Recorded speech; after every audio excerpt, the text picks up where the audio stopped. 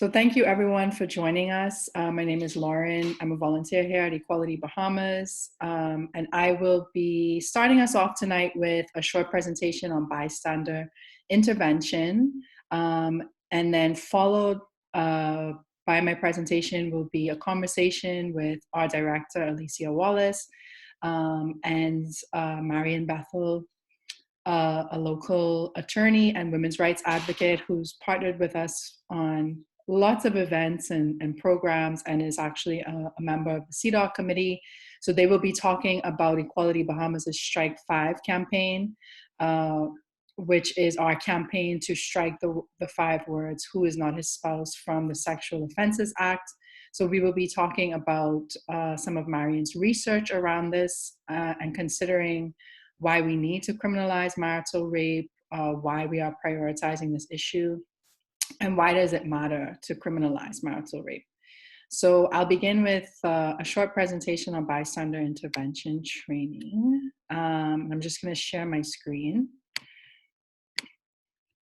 So those of you who've attended our bystander intervention trainings in the past will see that some of the content is the same. I will start by talking a little bit about street harassment, sexual harassment, and then we'll go into the 5 Ds. And then we have some practice scenarios.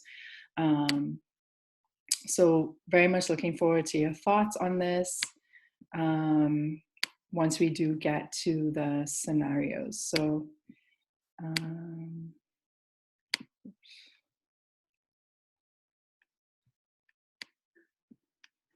not what I want to do. I want to present.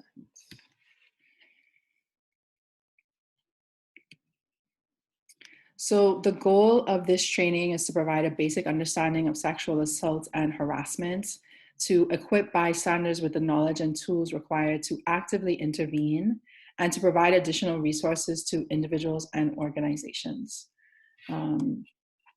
Bystander intervention is really important because it's often the only way that harassment is directly prevented or intervened.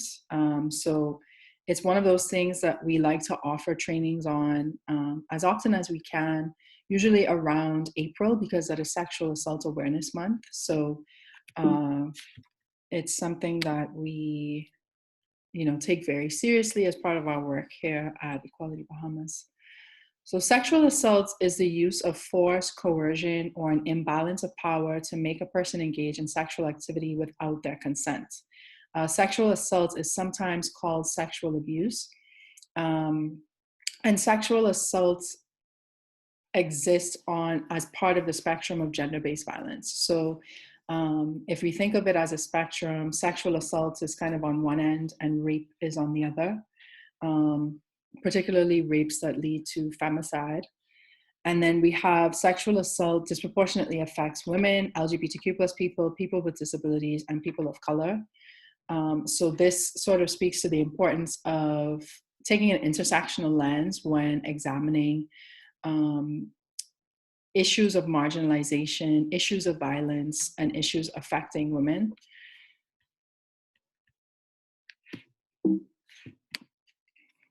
So what is consent?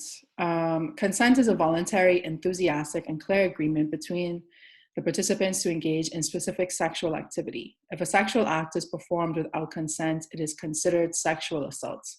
Consent is freely given, reversible, informed, enthusiastic, and specific. And when we say freely given, we mean that it is given without any person involved being under the influence of drugs, any person being asleep. So you cannot consent if you're unconscious, if you are drunk or high, or just not sober in any capacity, and not alert and awake. And then we say that consent is reversible because you can give consent in one moment and then change your mind and withhold it. Informed means that both parties or all parties involved are aware of what they are agreeing to. So it's not, agreeing to engaging with sex with, one partner and then showing up and realizing that there's in fact 2 or 3 other folks there. So it's about having all of the information pertaining to that particular act or activity. And then enthusiastic, because it should be something that everyone involved wants to do. So there should be a clear yes, and then specific. So people are consenting to a specific activity. Consenting to kissing does not mean consenting to sex. So these things are really important when it comes to consent. And one thing that we like to highlight is that an absence of a no is not a yes.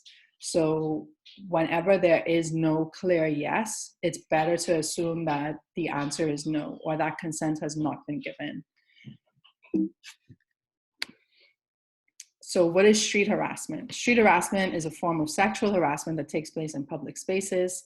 At its core is a power dynamic that reinforces the sexual objectification of historically subordinated groups. And again, those groups would be women, people with disabilities, LGBTQ plus people, and other historically marginalized groups. This definition comes from Hollaback, Bahamas, which is a chapter of the Hollaback organization based in the States. And it's an organization that was launched a couple of years ago to tackle street harassment in the Bahamas. As part of their work, Hollaback conducted a study with Cornell University that found that 72% of Bahamian women report their first experience with street harassment before the age of 15, and then 90% before the age of 17. So this means that most young women in the Bahamas are experiencing street harassment before they're 18, before they would be considered adults. In the past year of the survey year, so within the year of 2014, 80% of women had reported being followed by a man or a group of men that made them feel unsafe, and over 50% had been groped or fondled. So this finding really speaks to how normalized street harassment is, and how unsafe most women, particularly young women, feel walking on the street or just being in public spaces. So understanding bystander intervention, as I mentioned earlier, intervention is often the only reason why harassments, assaults, and other crimes cease.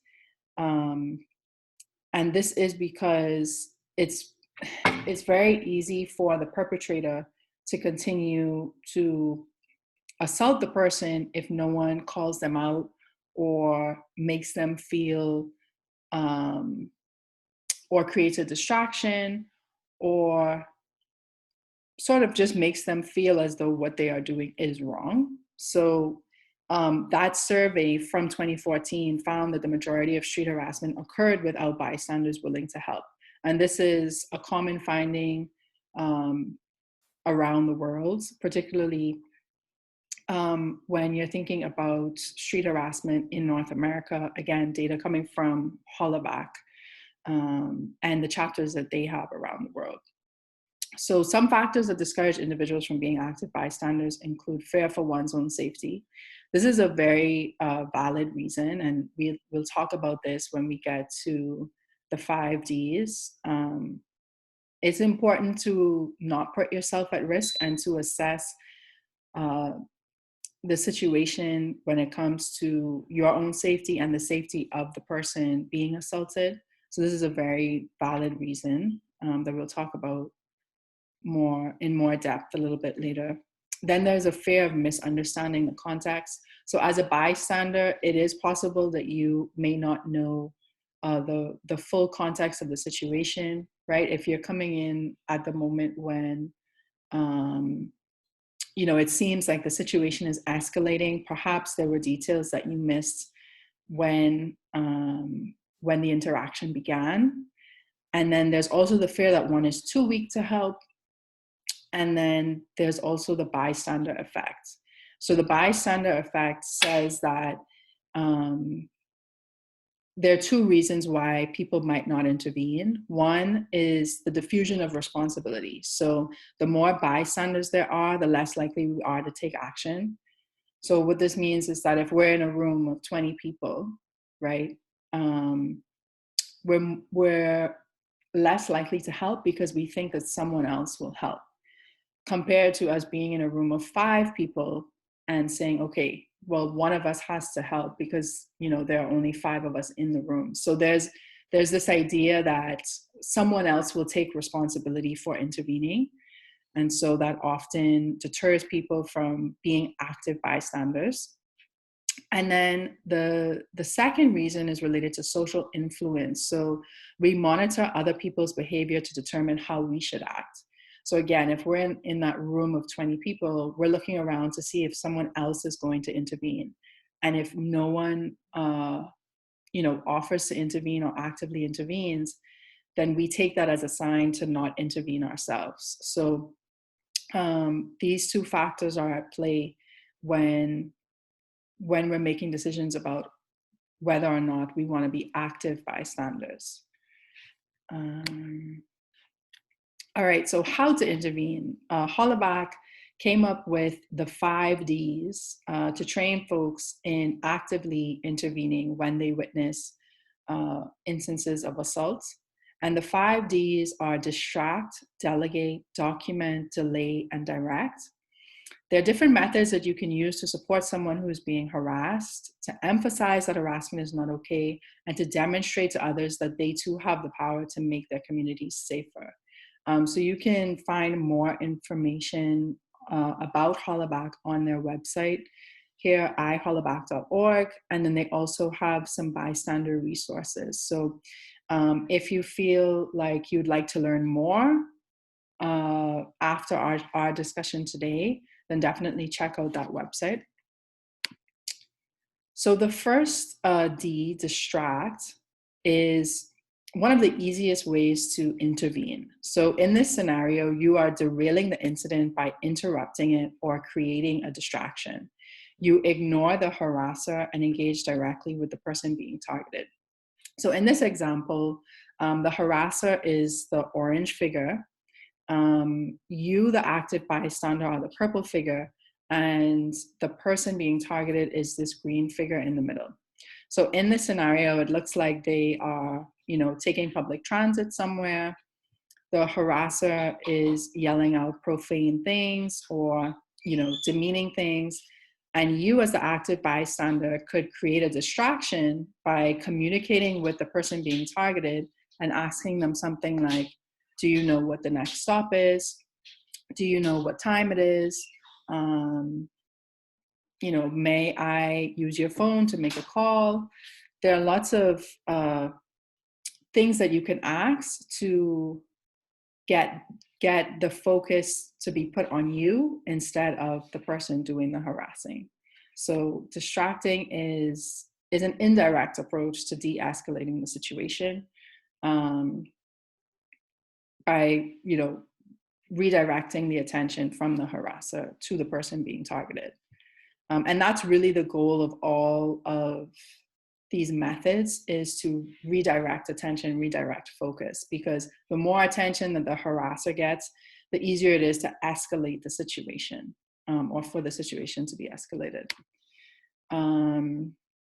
So the second D is delegate.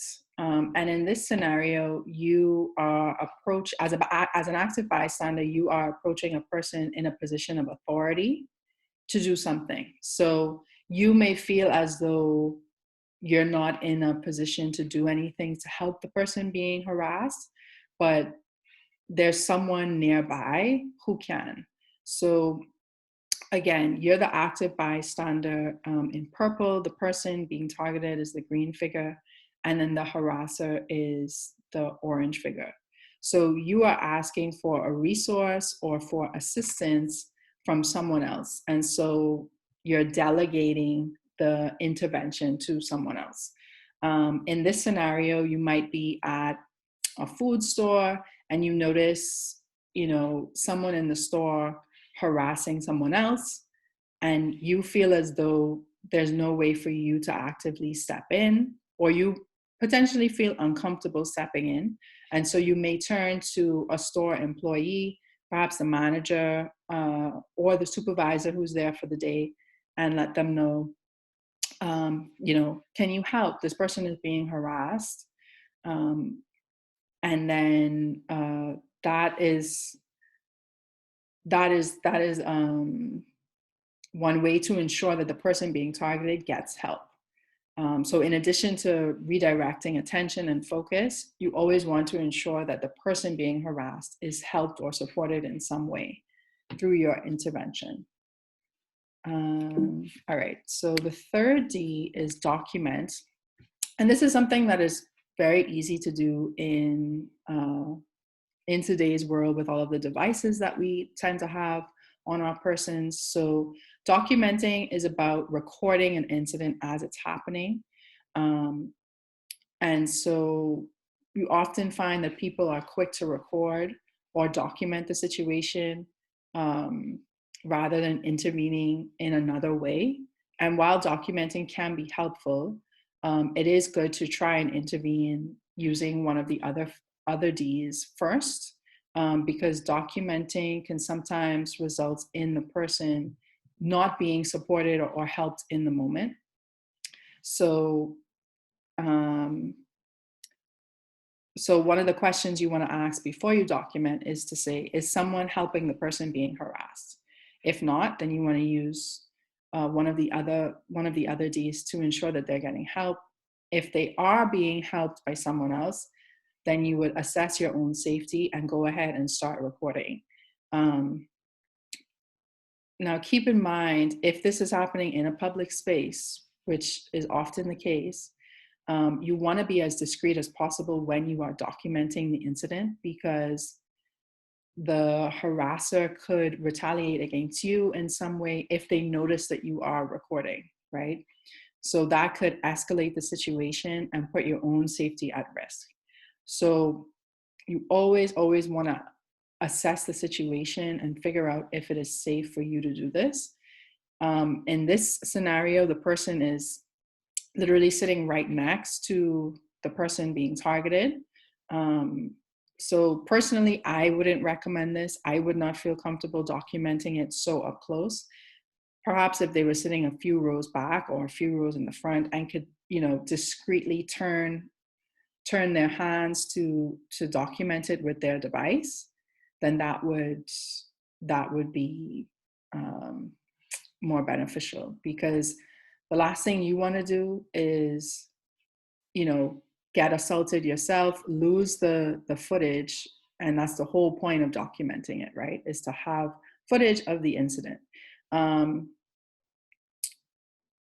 One thing to keep in mind with this method of intervention is that whatever you record really belongs to the person being harassed. So because they're the ones involved in the incident, you would need to ask them what they would like you to do with the footage. Would they like you to accompany them to the police station or to some sort of reporting center and provide a copy? They may even ask you to delete it, or they may ask you to just hold on to it until they are ready to make a report. So just because this documentation of the incident lives on your phone, that doesn't mean that you must then go and upload it to YouTube or Facebook or whatever sites. Out of respect for the person being harassed, it's always best to figure out what they would like you to do. Okay, and then we have delay.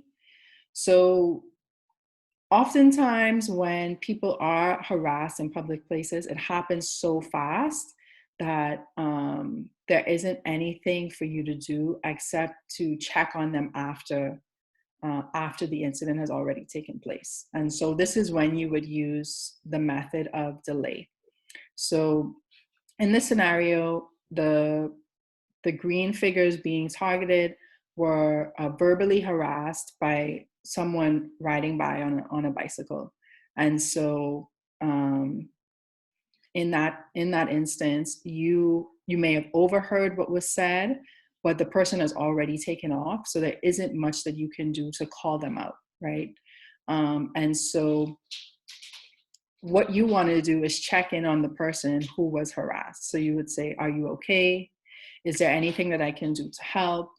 Again, if they want to make a report, you can accompany them to the reporting center or the police station and be a witness to the event, right?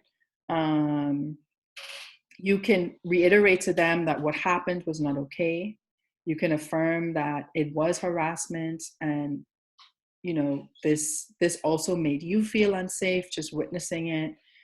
So this isn't the most ideal method of intervening, because it's not real intervention, but it does offer a way to support the person being harassed after the fact. And then we have the last D, which is direct, and this is directly intervening by calling the harasser out. So you name what is happening. You say, this is harassment, or this is inappropriate, it needs to stop. Or you actually confront the harasser yourself. So when confronting someone, you want to assess your own safety.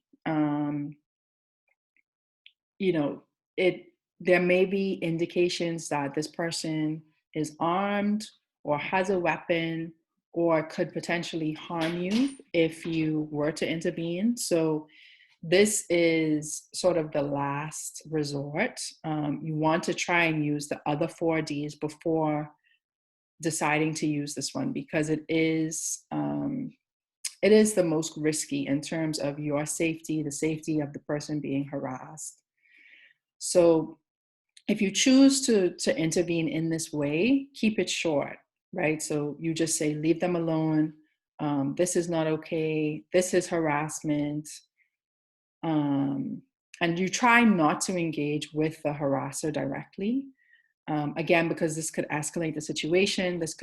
This could result in you then being assaulted or harassed yourself. And so you want to keep the conversation short, to the point. And really, it's not even a conversation. It's just calling them out and naming the behavior as wrong, as harassment.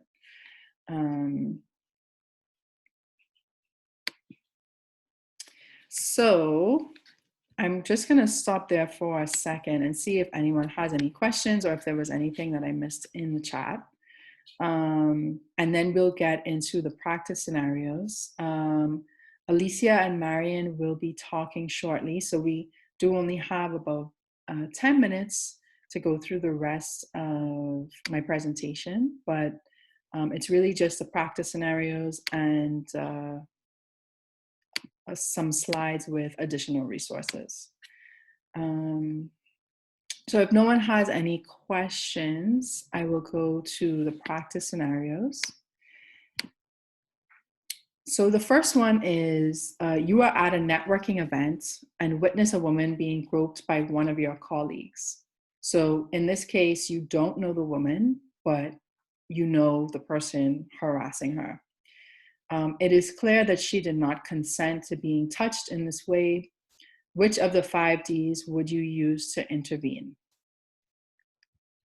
And what I'll do is I'll just bring up the 5 Ds again so that you have them as a reference. So we have distract, delegate, document, delay, and direct.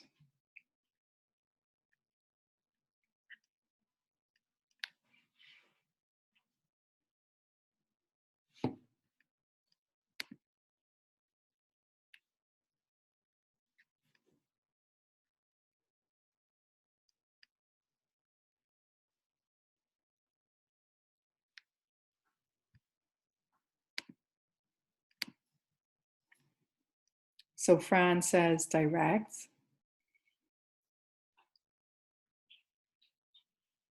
Because you know the person. Right. So Fran's point, I think, is really important. So because you know the person, you might have a really good sense of whether or not your safety would be at risk if you were to approach them. Marion also says direct. And then Jasmine says, I would personally distract. So Jasmine, could you give an example of how you would create a distraction?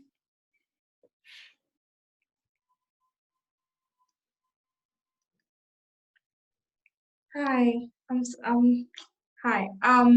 Okay. So for me, you said that we're at a function, Mm-hmm. a work function. So I would probably get into that situation to direct the attention back to the work function. And I don't know, I'll ask if the person is okay, and then I would address my colleague privately, personally for me, because I'm really good at confrontation. Yeah. Okay.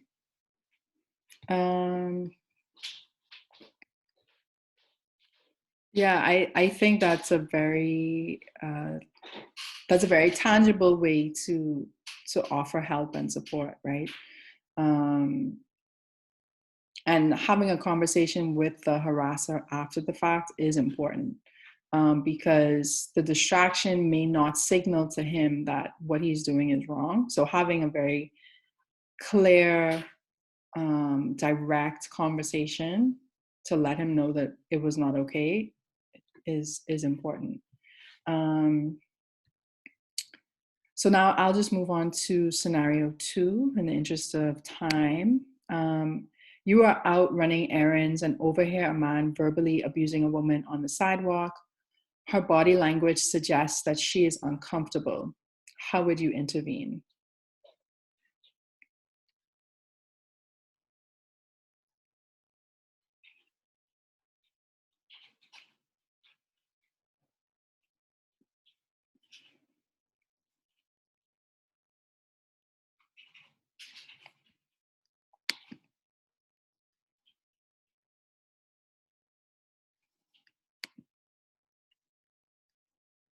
Distract. So Fran, what would you say to create a distraction? I guess I would just like Omar is saying, I'd ask her if she's okay. I guess go over and say, can I help you with your bags? So, I could do something like that. So, I mean, and then, just to get her away from the situation, and then you could ask if she's okay. But like, just if she's carrying bags, like, oh, let me help you with your bags. Mm-hmm. That's a really good example. And then Marion says in the chat, ask her if she's okay, if there's anything I can do. Kelly says, I've had this, might not be safe to be direct, but that's my knee-jerk reaction. Yeah, agreed, Kelly. I think, again, that fear of not understanding the full context and then having a fear for your own safety is why being direct is really the last D that we recommend people use. But sometimes, people are so bold that the only way to get them to understand that what they're doing is wrong is to be direct. And then Jasmine says, I document while I distract. I think in a situation like this, it might actually happen too quickly for you to document it. So you might have to use distraction first, and then you could document in other ways, right? Like you could just make a note of what happened, jot down the key details, the name of the person, where and when it happened, so that if they do want to make a report, they aren't forgetting the important information. But I would say that distract is probably better than documenting in this case. If I could I want to make a comment on this, please, Lauren. Mm-hmm. You started with the thing that girls under 15, 80% of girls under 15 experience this harassment. And I'm thinking so when I'm speaking to that group, when you're thinking of that group, of girls being harassed. And I you know, we also taught that we're supposed to tolerate the behavior.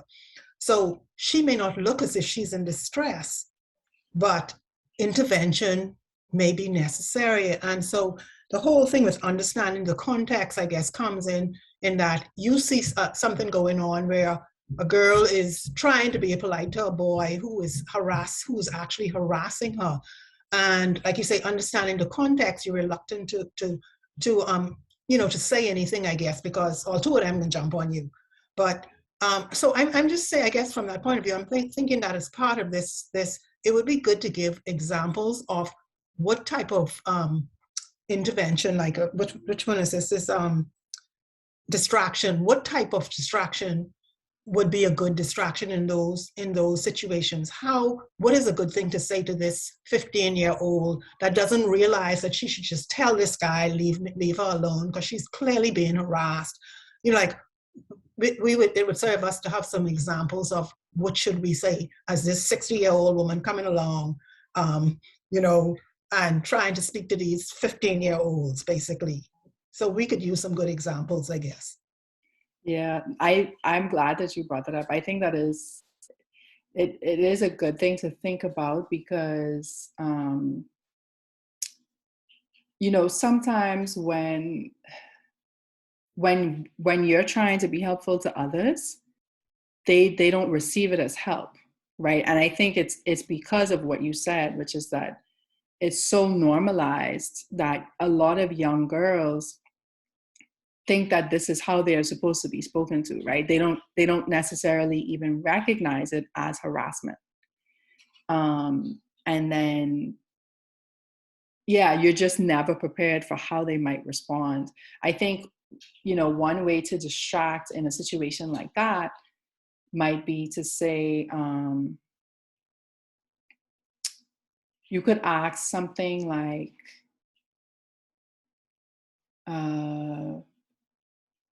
did you see that trend on TikTok or something like that? Because even for me, I guess I would say I'm the next generation up from like 15-year-olds, right? But their lived experience as 15-year-olds is so different from mine, that even I'm not sure exactly what's the best way to approach them. But I find that a lot of them are using apps and are very, you know, social media savvy. So I feel like offering a distraction that asks them about something that's relevant. One way that I've seen people distract is actually using their bodies to just intervene and get in the middle of the two people, and then starting a conversation with the person being targeted, right? But again, you have to assess your own safety in that situation, because I was reading the Tribune the other day and I saw that, you know, some teenagers had raped an older woman. So you really have to, it's hard to know, it's really hard to know how risky a situation is or not. And I don't want to discourage anyone from intervening, but I do want to say that I think, you know, I want to reiterate that trying to use the, you know, distract, delegate, document, and delay before using the direct is always ideal. I think another way to distract in a situation involving a younger person might be to ask them what they're doing that day, where they're going, really just starting a conversation that is completely unrelated to the conversation that they're having with the person harassing them. That's just basically asking them how their day is going. It might be just like, yeah, so how's your day going? Yeah. Just like you say, just to redirect the conversation, just a simple question would work. Yeah, because I think... And even if they turn to, I mean, I guess one of the things too is that even if they turn to fuss you, it could also get them distracted from the situation that they're in. So they may turn around and start rowing you as you ride on the street. But you've already served your purpose because you've distracted them from what they do, as long as they don't beat you to a pulp. Exactly. And I think like the other thing with, you know, intergenerational communication, one thing to keep in mind is young people tend to feel judged, right? So the thing that you don't want to distract them with a comment or an opinion that could come off as judgmental or be received as judgmental to you, because then they're just going to ignore you. So, Yes, good point. Yes. so I feel like it's better to distract by talking about something that's neutral and doesn't actually offer an assessment on their situation. Yes. Okay. Thanks. Yeah. Well, Lauren, I just want to comment on the same situation, the example that we had. Mm-hmm. Can you all hear me? What I looked at it as delaying, right? When I said that to say, I overheard the situation happening. I saw her reaction. So what I did after they've already, the attackers already said what they had to say, I went there to support her. You okay? Just ignore them, just move on with your life. That's how I looked at it, dealing with it from a delayed aspect. Yeah, that's a good tactic to use too. And yeah, that's why I had said earlier to Jasmine, I thought these things kind of happen too quickly to document. So if you're not able to distract because it happens really quickly, then certainly delay is a good option. Because I know, like, when I've dealt with it myself, it's often been in passing. So it would be a situation that calls for delaying the intervention, right? All right, everyone. So I'm just going to wrap it here. We have the second half of the session with Alicia and Marion. So thank you for your active participation in these scenarios towards the end, and do reach out if you have any other questions. I will put the Hollaback website in the chat so that you have it in case you want to refer to it in the future. And also stay tuned into our social media channels. We post all of the information about our Women's Wednesdays and just general trainings that we offer like this on our Facebook, Instagram. We also have a mailing list. So I'll drop all of that information into the chat at the end of the session. Alicia, I'll turn it over to you. Thank you, Lauren. Hello, everyone. Thank you for being here. Thank you, Lauren, for the training. It's always great to have that training with you on sexual harassment, bystander intervention, because I think it's something that we all witness so much and you just kind of feel stuck. So it's great to have these different options of how you can intervene, and always good to practice too. So now we're moving into the section where we're talking about the Equality Bahamas Strike 5 campaign to criminalize marital rape. So if you could just let me know in the chat real quick if you've heard anything about the Strike 5 campaign at all, or if it's completely new to you, just so I know how much I need to rewind in talking. I do have some slides, although I don't really like using slides too much. They're just there for you to be able to read some things for yourself. So don't feel overwhelmed or like you're in school or anything. And then we have Marion here with us, who is going to talk about some portions of the campaign and some things that we need to see in the amendments to the Sexual Offences Act, and also deal with any super technical, super legal questions, because I'm not the one. Hello, Marion. Are you mic'd and ready? Yes, I'm here. I'm here. Please jump in at any point in this presentation. I'm going to start sharing my screen.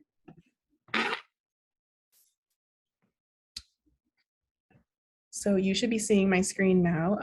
Lauren, if there are any questions or anything that pop up in the chat, please let me know, because I might not be able to see them since I'm showing my screen and going full screen. All right, so Strike 5 is a campaign that's been launched by Equality Bahamas March 31st of this year. That was kind of the relaunch, because we did a soft launch right before COVID-19 and then we had to shift focus. So really happy to be back to this, talking about the need to criminalize marital rape. And Strike 5 really comes from the definition of rape and where we really need to see the change in the Sexual Offences Act, striking out those 5 words, who is not his spouse. So we'll be able to look at that more closely in probably the next slide or 2 slides from now. we'll see. So we always like to start our sessions when we're talking about anything remotely technical or specific. We like to start with defining the problem or by defining our terms. And here we get to do them both because the definition is the problem in this case. So this is a screenshot of a portion of the Sexual Offences Act. This is Section 3, where there is a definition for rape that just doesn't work. So it says rape is the act of any person not under 14 years of age having sexual intercourse with another person who is not his spouse. And then all of the things that follow basically amount to without consent.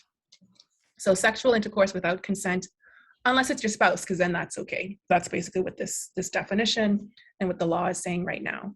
So again, the origin of strike 5 is that we need to just strike out these 5 words right here, who is not his spouse. And then we won't have this exception for rape to occur between people who are married. Oops. So we have a specific set of demands, things that we need to see happen with the Sexual Offences Act in the form of amendments. The first one, again, is amending this definition of rape that's in Section 3. So we want to see those 5 words crossed out, who is not his spouse. Why do we need to do this? Why is this the only way that we will accept? Why not the other thing that has been proposed? We'll look at that a little bit later. We need to do this because it's important that we acknowledge that marital rape is rape and that all women have human rights, have the right to bodily autonomy, and the right to give or to withhold consent. If we don't do it in this way, we're suggesting that a woman, when she gets married, loses these things, loses human rights, loses bodily autonomy, loses the right to give or to withhold consent. And we want to be sure that we are affirming that consent is mandatory when it comes to sex. If there is no consent, then it's rape. We want to make clear that women are not property. So a woman is not owned by her husband.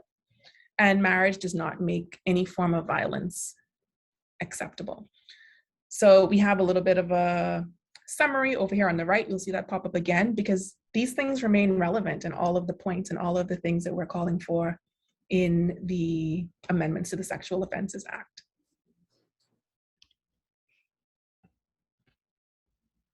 So here we have an excerpt from the amendment bill. So this was 2018. This is what was proposed. An amendment to Section 15, which is to add this part down here where you see number 3, a person who has sexual intercourse with their spouse without the consent of that spouse. Let's continue on the next slide. Commits an offense and is liable to a term of imprisonment not exceeding 10 years. So make a note of that. Make a note that this is adding on to Section 15. We're going to have a look at what Section 15 looks like now, and make a note of this term of imprisonment, 10 years. Also in here is Part 5. Complaints must be made within 1 year after the cause of the complaint arises. So after the event, after the rape, you only have a year to report. And no prosecution of a defendant's spouse shall be commenced for an offense without the consent of the Attorney General. So you need the Attorney General to consent to prosecution. On these 2 points, I'm going to hand over to Marion to talk about these things, but you can already start thinking about what some of the issues might be with a temporal limit to reporting. So we can think, for example, about domestic violence, about intimate partner violence, about we know how long it takes for women to leave. We know why it takes a long time. We know that there are financial challenges there. There's a challenge of finding housing. We know that globally, on average, it takes 7 times for women to be able to leave and to be, stay gone. And when you leave, it's the most dangerous time. So it takes some planning. It takes saving, it takes a support system, and 1 year is unreasonable. And we cannot expect that someone is going to report rape by the person that they're stuck living with. So Marion, I think you probably have something to add here and to the part about the AG's consent. Right. So thank you, Alicia, for Equality Bahamas's initiative in this this exercise of trying to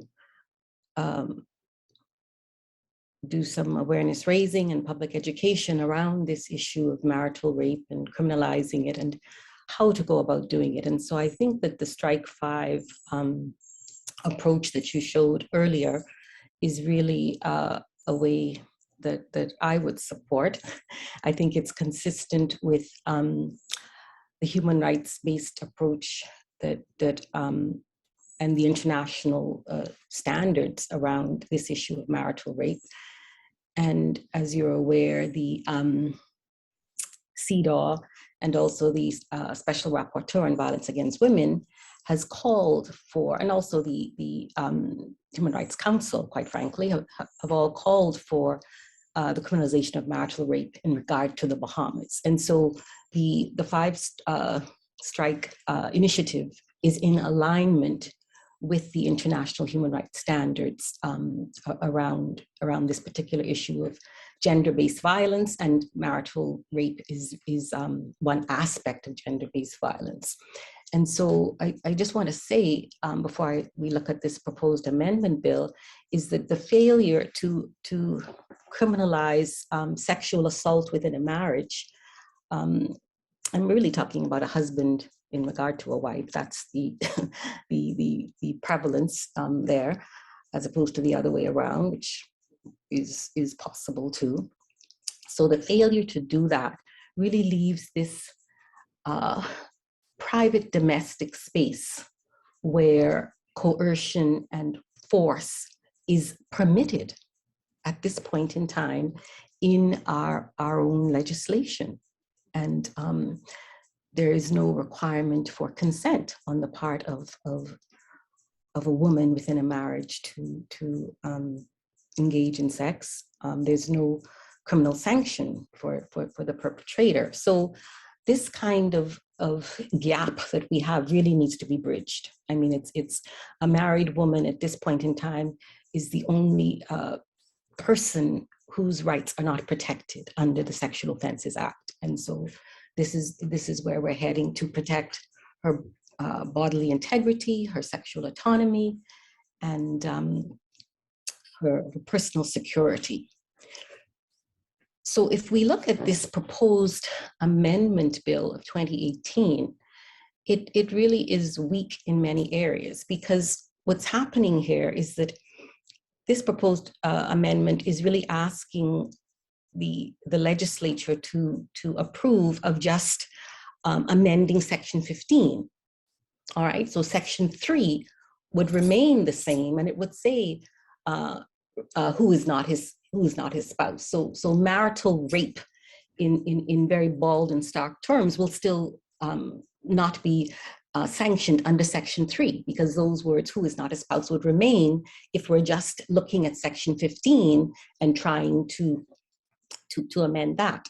So the early part of Section 15 gives the a kind of partial sanction for a spouse that forces another spouse to have sex, and those are under circumstances of divorce proceedings, judicial separation, etc. So there is a criminal sanction there, and it's called sexual assault by spouse. That's the first part of Section 15. So what this proposed amendment bill is doing is that it's inserting another clause, which then deals with subsisting marriages. The first part deals with circumstances where divorce proceedings or separation proceedings are in progress, and therefore there is a criminal sanction, sexual assault by spouse, if it's violated. So this part here that we're looking at now is trying to deal with a subsisting marriage. Okay, where you were proposed. Yeah. So this here is now trying to deal with a subsisting marriage. And under this bill, it's proposed to, again, call it sexual assault by spouse and not rape, because Section 3, as I've said, would remain intact if you're just amending Section 15. So under this particular proposal, there are several weaknesses. One, again, is one that you've mentioned under subsection 5 here, which talks about the complaint being made within 1 year. And we know that there are circumstances where, within a marriage, where assault is taking place, that a woman may not feel safe, she may not have the capacity at the time to do something, to make a complaint within 1 year. So the International Human Rights Standard is one which underscores that there should be no temporal or time limitation as is proposed by this subsection 5, given the circumstances of what may be taking place within domestic violence. There may be battery, there may, a whole array of circumstances whereby the survivor is not able to do what she needs to do in terms of her own security, perhaps there are children involved, within 1 year. The emotional, mental capacity may not be, she may not be able to do what she needs to do just because of stress and distress. So this temporal limitation is really problematic, and you don't have that under Section 3 in any case, So, and you actually don't have it under the earlier part of Section 15 either. So this is something that is very restrictive, and it is not gender sensitive. It's not sensitive to the person who is the complainant. So I wouldn't want to support this kind of time limitation. The Section 6, subsection 6 also is problematic. Under Section 3, there's no consent by the Attorney General. And under the Section 3, which deals just with rape, you don't have the Attorney General giving consent under Section 3. I don't see why that is necessary here.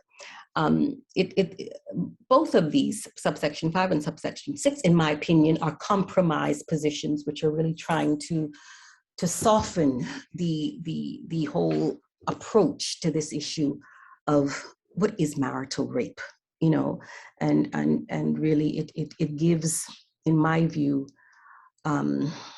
leeway for the defendant, and it's more sensitive to the defendant than it is to the complainant.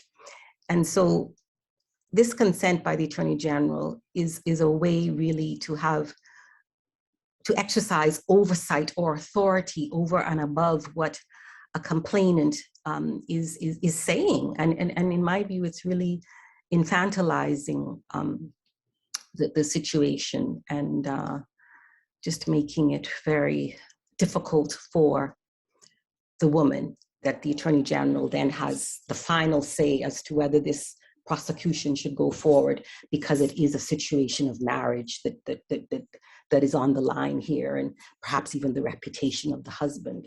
And all those things are just not appropriate, and they don't obtain under Section 3 in any case. So why are we framing it in this way? Whom are we protecting and why? And so subsection 5, subsection 6 are not international human rights standards for sure. Okay, in this circumstance. You want to ask me another question, Alicia? But those are the main issues with this.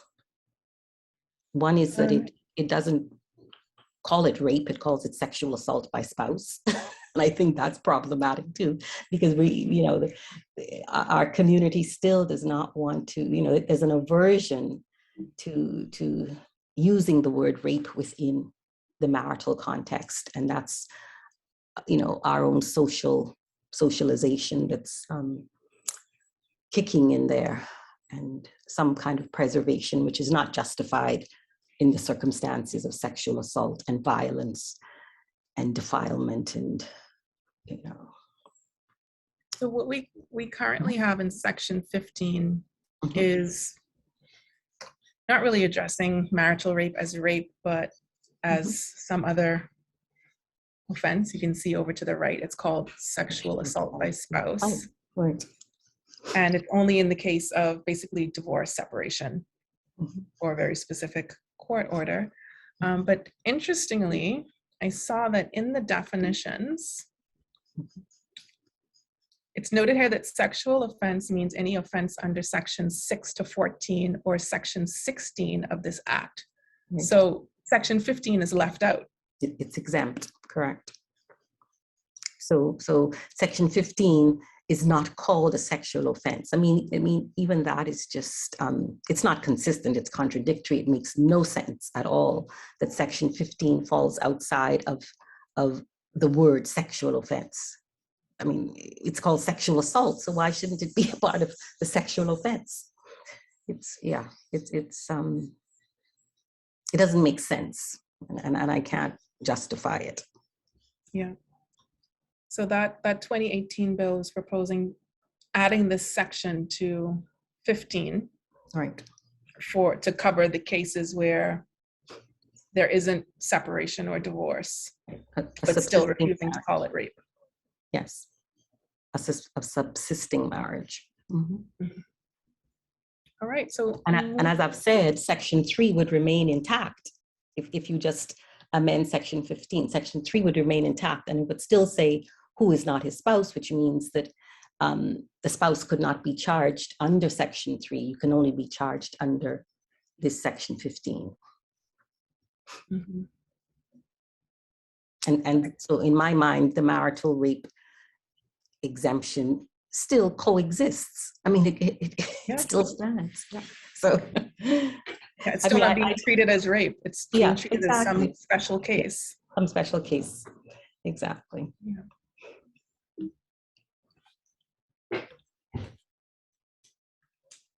So one of our demands is to have a statutory definition of consent. So that means we want to see a definition of consent right there in the act, the same way that we see these definitions here. Exactly. What is an adult?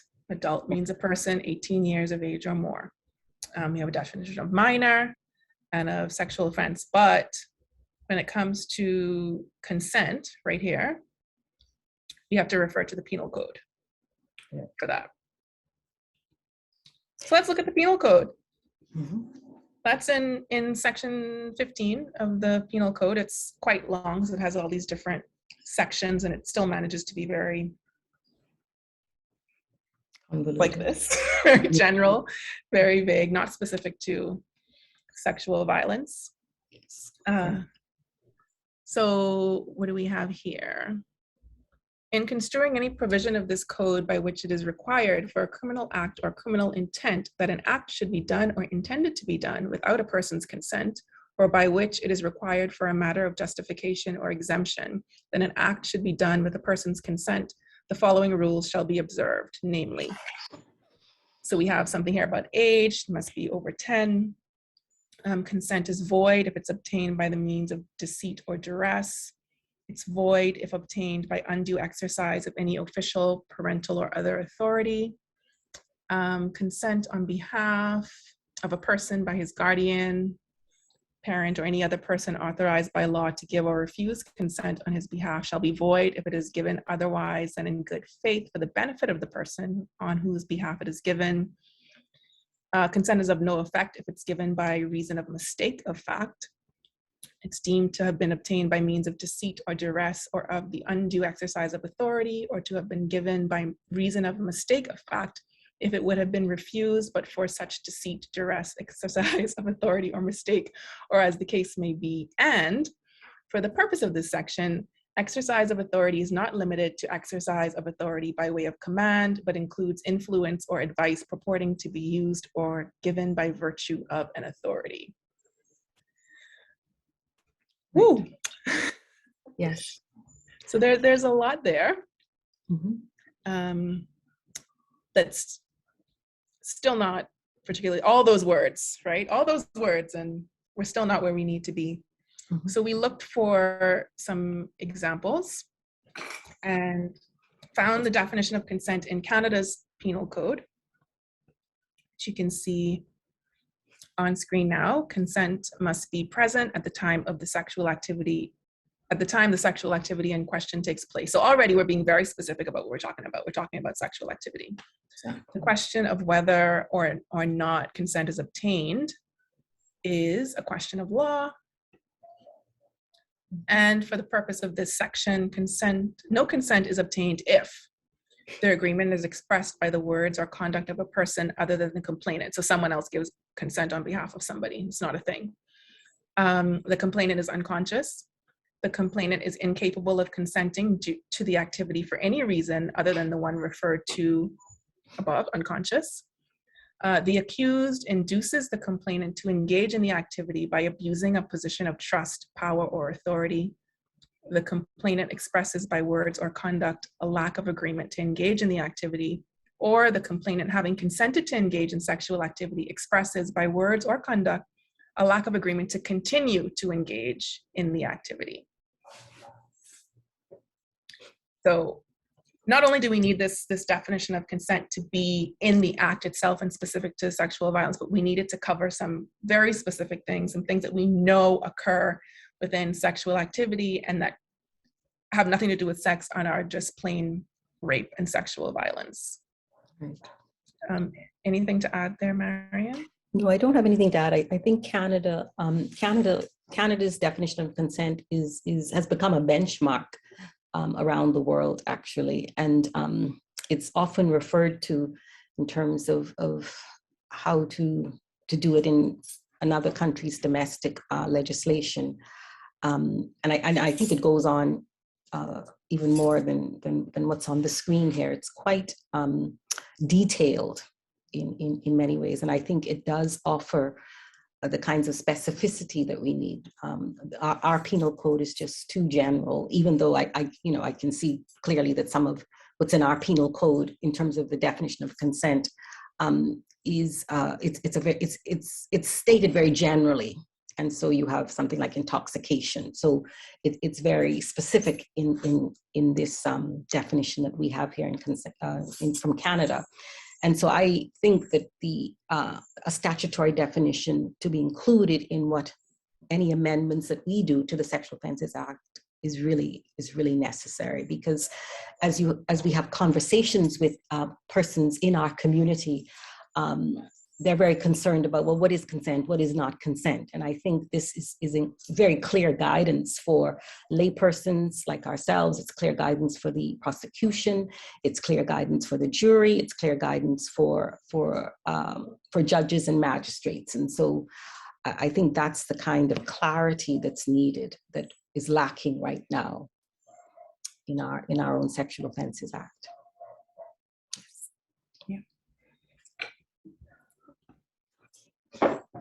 So here we have a sort of condensed version on a graphic on the left of that definition of consent from Canada's Penal Code, and an explanation of why we need it. Quite simply, the definition that is in the Penal Code of the Bahamas is general and inadequate when it comes to consideration of sexual violence.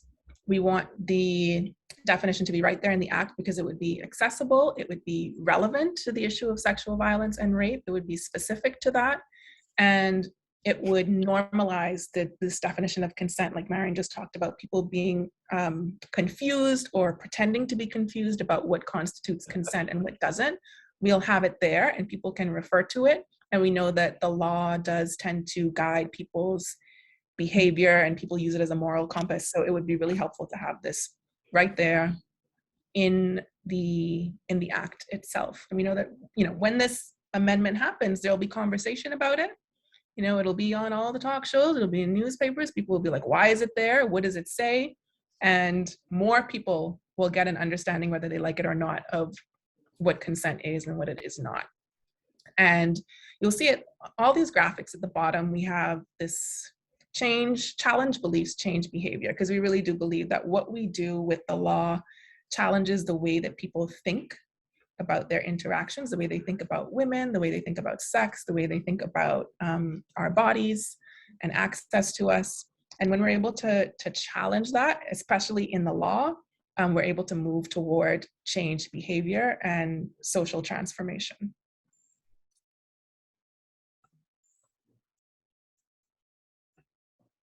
Yep. Our next do here is the inclusion of a clause of non-immunity on the basis of marriage. So this wasn't originally a part of our campaign, but we had a session with Marion in March where she talked about this, and we really agreed that this is important, that we have within the Act the statement that a marital relationship is not an excuse, it's not a defense, it is not a means to immunity. And this helps to undergird, reinforce, reaffirm what we said earlier, that marital rape is rape, that all women have human rights, married or not, that all women have bodily autonomy, that we have the right to give or to withhold consent. And it affirms that consent is always mandatory regardless of the relationship. We have there an excerpt from Guyana's Sexual Offences Act, which is an example of that. And so theirs says, unless where specifically stated in this act, a marital or other relationship, previous or existing, is not a defense to a charge of any offense under this act. Mm-hmm. Yes, in 2010, UN Women put out what's called model legislation around gender-based violence, inclusive of marital rape.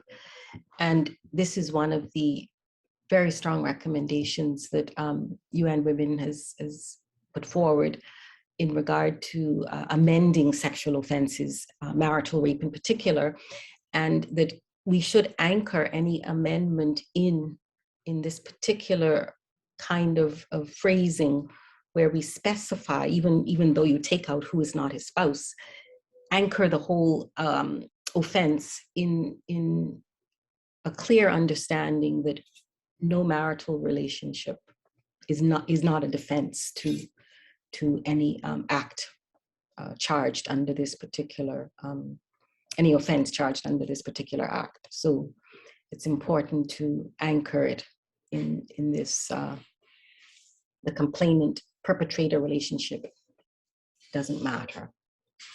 So this is, I mean, the research that I did throughout the Commonwealth, there's many Commonwealth countries who've simply removed who is not his spouse and haven't anchored the act in this kind of way with the phraseology that points to the marital relationship.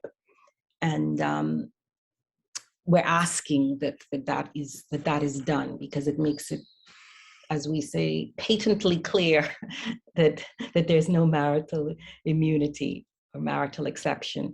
And I think that's important because we've had this marital rape exception or immunity from the 1700s, and I think moving forward 300 years later, because there's so many variations of it and so many sort of partial immunities, etc., as we see in our own Section 15, whereby, if you're having divorce proceedings, then it's possible to have sexual assault by spouse. But because this has been such a long-standing part of our colonial heritage, I think it's really important to anchor this so that we're clear that marriage is not a defense any longer to rape within the domestic relationship. So that would be my way of looking at it and understanding that this is what we need. Yeah.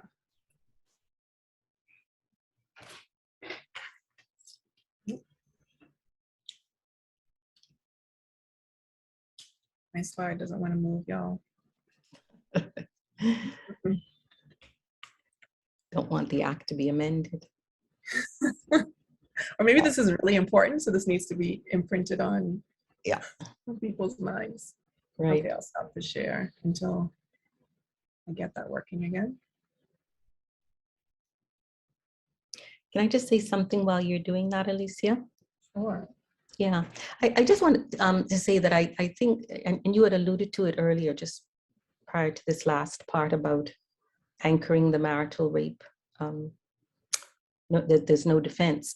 I think that a country's criminal law is a really powerful state tool, and we're calling on this state mechanism to transform a social norm that is apparently in place, or still in place right now, in terms of the marital rape exception. So we're using the criminal law to help shift the norm and the normalized acceptance of marital rape within a marriage. And so it's important that the criminal law and the state steps up to this plate to do it, and to do it directly, and not to make the compromises that I think that the proposed amendment of 2018 is attempting to make. Yeah. Well, this is the last slide. So this is where we have put everything. All of the demands are here. We have sort of 5, 4, 3, 2, 1, or a 1, 2, 3, 4, 5. To start from the bottom, we're striking 5 words. There are 4 things we need to do to explicitly criminalize marital rape. That's amend the definition of rape in Section 3, repeal Section 15, so that's the one on spousal sexual assault that only applies in cases of divorce, and the one that the 2018 bill wanted to add on to. Include a statutory definition of consent right there in the bill, in the act, sorry, and specify no exception based on marital relationship. Then we have 3 don'ts. We don't want any temporal limitations. So no, 1 year for reporting. No requirement of the Attorney General's consent to further complicate the process, and no additions to Section 15, because we need to chuck that out the window. There are 2 actions that we're asking members of the public to take. So that's sharing Strike 5 on social media. We have lots of graphics. These ones that are here are new, so we'll be adding them soon to the public document that we've shared. And to write to your member of parliament, the Minister of Social Services and Urban Development, also the Minister of State, and the Attorney General in support of these recommendations. And to make that really easy for you, we have drafted letters to each of these people. They are all at the public document, which I'll give you the link to very shortly. So it's just a matter of copying and pasting and emailing those people. And then we all have one goal, which is to criminalize marital rape, and to do it in the best possible way, the most clear and explicit way. And we do believe that using this method is critical because it will impact the use and the effect of the law, as well as social learning, contribute to social learning and changes in attitudes and transforming our behavior, and by extension, society. So to access that document that has all of the information, just go to tiny.cc/strike, the number 5 IVE. It's tiny.cc/strike, the number 5 IVE. So we'll be updating that as time goes on with new news stories, with new graphics as we get them developed. So by tomorrow, we'll have these new graphics that I've shared with you today. And later in the week, we'll have some graphics for those don'ts to really explain each of those. Please, please, please share them, and please use the hashtag when you do that. We need to reach more people. Of course, on our social media platforms, we only reach the people who follow us and who like our pages. So if you post, we'll reach the people who follow you and who like your pages. And that's what we really need to do. We need to kind of expand, kind of starfish method. That is it from me, and we're happy to take questions, comments, provocations, challenges, whatever you have.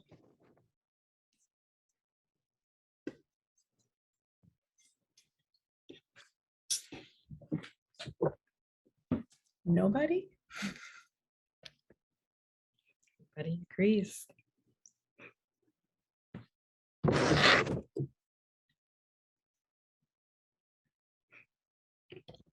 All right, well, I will type in the chat that link in case that makes it easier for you to access the document. Again, it has form letters that you can adjust if you want to. We think they're fine as they are, but you can adjust them to send to those 4 people. Look on our social media pages. We're Equality242 on Facebook, Twitter, and Instagram for these graphics. The graphics are also available in that public document. It will be an ever-evolving document with more resources. If after this session you think of some questions, if you have some ideas about how we can boost the campaign, get into more spaces, if you want us to come and talk to your service club, your Church. book club, your church, your workplace, let us know. equalitybahamas@gmail.com. We're happy to do that. Yeah, Lauren's put some links in the chat for you as well. Last call for any feedback before we wrap it. Alicia, Yes. I was trying to raise my hand, but it's taking too long to find that. I stepped out for a moment, sorry. So I'm back. Okay, well, first of all, you said that the graphics, things that you have, you say you're going to share those. I'd like to share, so it's, for the visibility. But did you say exactly where you were? I mean, what impact you've had so far? Like what type of things you've done and where, like what kind of inroads are we making, I guess? Did you speak about that? Did I miss that? No. So we launched, we had the usual, the press release. We did a little bit of radio, did some radio shows, and put some attention on social media, really working on getting graphics that explain these things. Because at first we just had graphics that had our demands with things like definition of consent, in statutory definition of consent, and realized that a lot of people are probably like, what does that mean? Or I know what that means, but why? If we amend the definition, why do we need that? So just in the last few days, we produced more graphics that explain each one of those demands, those do's. Next, we're going to do the same for the don'ts. So we're kind of learning as we go, figuring out what's needed, but we definitely need to reach more people, recognizing that political will is built on the ground. This is where it happens. So we have to build people power, which means we have to engage more with people and be in communities, in the places that people are having these conversations and thinking about them. Okay, and I guess too, so we're trying, like you said, trying to, I don't know, spread the word with the hope that, I mean, I know we're trying to change the law, but once we have enough persons aware of what's going on, agreeing with what's going on, the thought is that they would, how will they then make the change? What is our hope and how it would all play out? In terms of individuals? No, as far as actually making the law, the change in the law itself, how once we, so we get people to know about it, and then what is the next step and how is that actually going to change the law, I guess is what I'm saying. What is our hope for how it's going to happen? Getting people on board with these recommendations so that they're calling for them as well. So we're not just some, fringe group making odd demands, recognizing that we need people to, for example, send these letters. So we don't really have a letter writing culture like some other countries, US, Canada. People write to their senators, they write to the mayors, the governors to support bills. That doesn't really happen. So I think if we actually got people to write those letters, to send those emails, it would make an impact, Yes. and help to move things forward and show that there are more people who are thinking about this, who are talking about it, and who, may cast their next vote based on what happens with it. So trying to get people to take an action with us. Yep, that sounds good. Okay, yep, that sounds great. Okay. Mm-hmm. Yeah, I think one of the things that I'm also thinking of, Alicia, is that we're not waiting, which is good. I mean, Equality Bahamas is very proactive in putting forward actions, etc. One of the things that I'm thinking about is that sooner or later, I hope sooner, we will get some kind of draft from the the government, which will disclose what it is that they have finally decided to put to the public and to the legislature, etc. So I think the preparatory work that we're doing right now is really helping to raise awareness and giving people the kind of framework to respond to what is going to be coming our way sooner or later. And so I'm trusting that this is preparation for people to be able to respond to whatever is put in our midst at some point in time. Okay, yeah, okay, that makes sense. So basically, when it comes, people would be, have an opinion already, and we'd be able to react to it and make it actually happen. Okay, better prepared to respond. Yeah. Okay.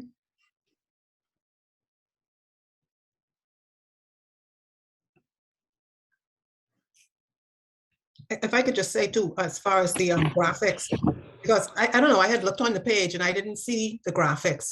I just try to share those things when I see them, but I didn't see the graphics, I guess. And so having those available so that we are able to share them, I think also helps. But I like the idea of the letters.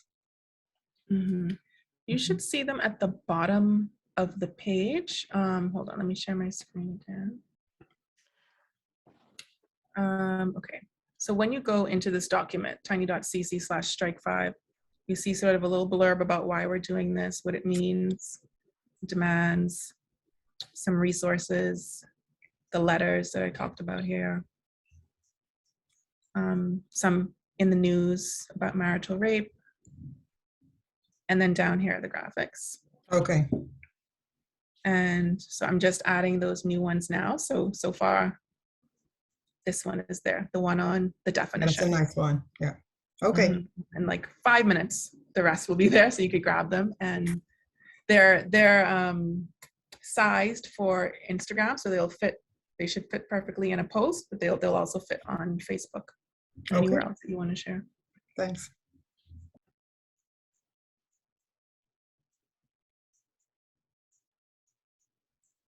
Any more questions, comments, or ideas?